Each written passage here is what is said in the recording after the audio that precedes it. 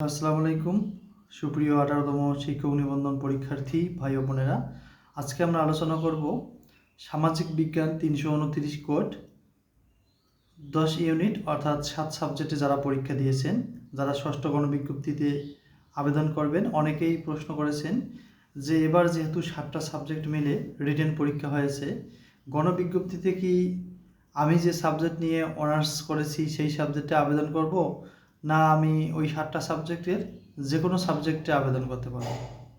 এ ধরনের তথ্য পাওয়া গেছে। আপনারা মনে রাখবেন যে যেহেতু 7 সাবজেক্টেই একটা পরীক্ষা হয়েছে, তাই এবার আমরা যতগুলো তথ্য পেয়েছি বা জানতে পেরেছি তা হচ্ছে, আপনি যদি সমাজবিজ্ঞান সাবজেক্ট থেকে অনার্স করে থাকেন, তারপরেও আপনার যদি কোনো মাধ্যমিক স্কুলে পৌরনীতি পোস্ট ফাঁকা থাকে, সেক্ষেত্রেও আপনি আবেদন করতে পারবেন। অথবা ইতিহাস অথবা ইসলামের ইতিহাস পোস্ট, অর্থাৎ এই 7 সাবজেক্টের যে কোনো সাবজেক্টে পোস্ট ফাঁকা থাকলে আপনি আবেদন করতে পারবেন, যদি আপনি সামাজিক বিজ্ঞান 329 কোডের প্রার্থী হয়ে থাকেন। তো আশা করি বিষয়টা আপনাদের ক্লিয়ার হয়েছে।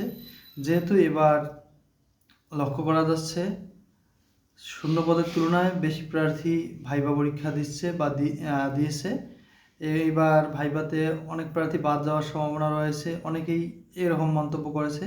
আসলে আমরা যদি লক্ষ্য করি যে প্রথম, দ্বিতীয়, তৃতীয়, চতুর্থ ও পঞ্চম গণবিজ্ঞপ্তিতে কিন্তু ভাইবাতে অর্থাৎ 95% প্লাস প্রার্থীকে উত্তীর্ণ করানো হয়েছে যারা রিটেনে পাস করেছিল। এবার একটু ব্যতিক্রম লক্ষ্য করা যাচ্ছে, তবে আমার মনে হয় এবারও 90+ প্রার্থীকে পাস করানো হবে।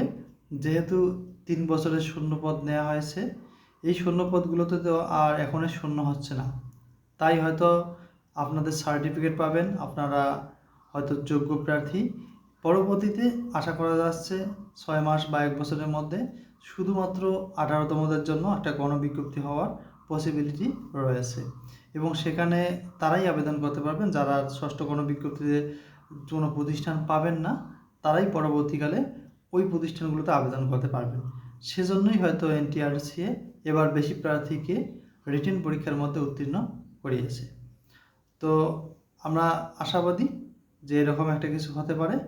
আর যদি 329 কোড সম্পর্কে আরও কোনো আপনাদের প্রশ্ন থাকে তাহলে করতে পারেন।